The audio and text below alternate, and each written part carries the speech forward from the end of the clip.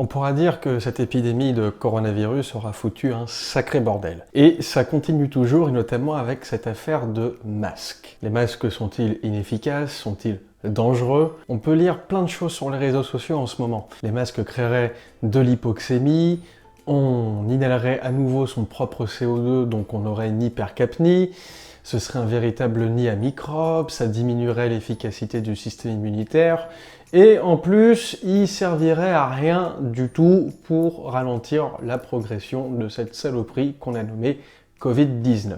Le petit souci pour eux, c'est qu'il existe beaucoup de données scientifiques sur les masques, sur leur efficacité et sur leur dangerosité ou non. Si cette vidéo vous plaît, n'hésitez pas bien sûr à aimer, à vous abonner et à partager. Et je vous propose tout de suite de visionner cette vidéo sur les masques, les vérités et mensonges à propos du masque. Je suis Cerveau Musclé et vous regardez le cassage de mythes. D'après plusieurs théories, donc, comme on a dit, le masque provoquerait une hypoxémie, un déficit d'oxygène. Alors déjà, c'est quoi de l'hypoxémie? L'hypoxémie, en fait, ça veut dire que dans votre sang, il n'y a pas assez de dioxygène. Et le dioxygène, c'est ce qui permet à vos muscles de se contracter, à votre cœur de fonctionner, etc., etc. C'est un peu comme l'essence dans une voiture. Et pour vérifier justement cette pression artérielle en dioxygène, on va utiliser ce qu'on appelle un saturomètre. C'est un petit outil qui permet de connaître la saturation en dioxygène dans le sang. Et en fait, grâce à ce petit outil, on peut faire une approximation de cette pression en dioxygène. Pour faire simple, le saturomètre nous permet de savoir s'il y a assez d'oxygène dans le sang. Alors j'ai retrouvé plusieurs études, donc justement qui sont intéressées au port du masque et s'il y avait une modification du taux d'oxygène dans le sang. Donc il y avait une étude qui s'intéressait notamment à porter un masque pendant 1 heure et de marcher en même temps à une vitesse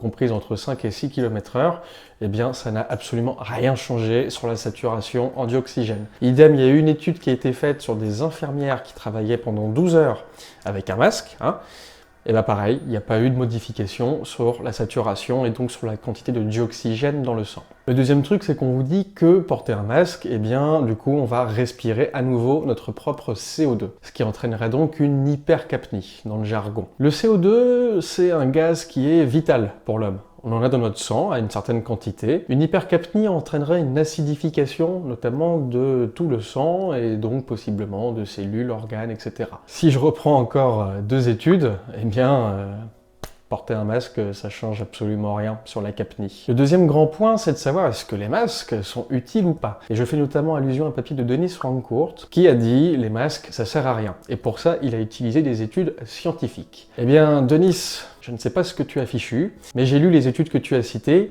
et je vais vous en parler tout de suite. La première, c'est l'étude de Bin Reza et collaborateurs en 2012, où Denis nous dit regardez, les auteurs disent ça sert à rien. Alors c'est rigolo parce qu'en fait, j'ai même pas eu besoin de lire l'étude, j'ai juste lu le résumé, et les auteurs disent si, en fait, associé au geste barrière, le port du masque est un port adéquate, donc c'est-à-dire pas en dessous du nez, pas en dessous de la bouche, pas sur la tête, est efficace, associé au geste barrière, pour justement lutter contre la propagation de virus. Idem avec une deuxième étude citée par M. Rancourt, une étude de Colling et collaborateurs, où, même conclusion en fait, Denis il prend une petite partie du papier où il dit que, vous voyez, ça sert à rien à nouveau, et pourtant les auteurs disent à nouveau que ça sert à quelque chose. Et la plus drôle, c'est la troisième. Alors, j'ai pas cité dans cette vidéo toutes les études utilisées par Dennis Rancourt, mais je pense que vous avez compris la chanson. C'est une étude par Ophédu et collaborateurs, et eux qui trouvent que le masque, en fait, permettrait de diminuer le risque d'être infecté si on porte un masque entre 40 et 97%. Je dis ça, je dis rien. Denis, encore une fois, qu'est-ce que tu as fichu? Les autres études utilisées par M. Rancourt, en fait, elles comparaient juste l'efficacité d'un masque FFP2 et d'un masque chirurgical.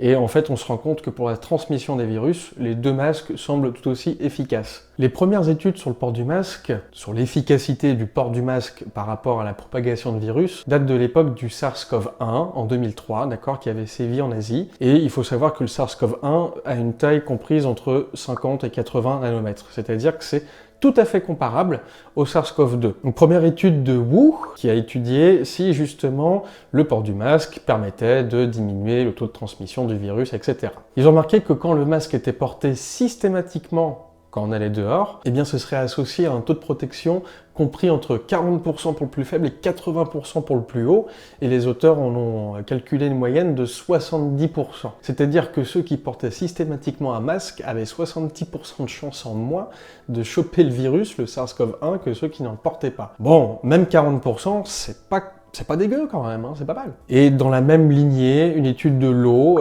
qui montrait que le port occasionnel du masque, eh bien ça faisait osciller les chances de ne pas avoir le virus entre 48 et 75%, et les auteurs en ont conclu une moyenne de 64%. Et c'est pas dégueulasse non plus, 64% quand même, hein. Et bien sûr, il y a plein d'autres papiers qui vont supporter l'usage du masque. J'ai aucun doute pour dire que la littérature conclut sur une efficacité du port du masque. Donc s'il vous plaît, arrêtons ces discours de porter le masque, ça sert à rien. Le gouvernement a dit il faut porter un masque, donc demain s'il dit de prendre un train pour aller dans un centre anti-Covid, tout le monde le fera, etc. À titre personnel, et parce que j'en vois venir certains, j'ai rien à voir avec le gouvernement, j'ai pas de conflit d'intérêt, et même sur Instagram, je les avais plutôt taclés sévères, d'accord? Justement, les masques, je les réclame depuis le mois de mars. Parce qu'ils ont une efficacité prouvée depuis 2004. Alors oui, porter un masque, c'est chiant, ça gratte, il fait chaud, on a la sensation de moins bien respirer. Mais en fait, sur notre santé, ça ne fait absolument rien. Encore une fois, c'est les études scientifiques qui datent d'avant la crise du Covid qu'ils le disent. Donc on pourra pas me dire que c'est le lobby du masque ou le lobby gouvernemental ou je ne sais quelle instance qui veut faire pression pour le port du masque. Au moins dans les lieux clos ou dans les espaces publics avec du monde, n'hésitez pas à porter un masque. Ça évitera peut-être que vous le refiliez à quelqu'un qui est fragile. Le port d'un masque avec des gestes barrières, donc se laver les mains, éviter de se faire la bise, etc., c'est quand même pas la fin du monde et c'est drôlement efficace. Portez votre masque et surtout, prenez soin de vous. Je vous dis à bientôt sur Instagram. Ciao, ciao.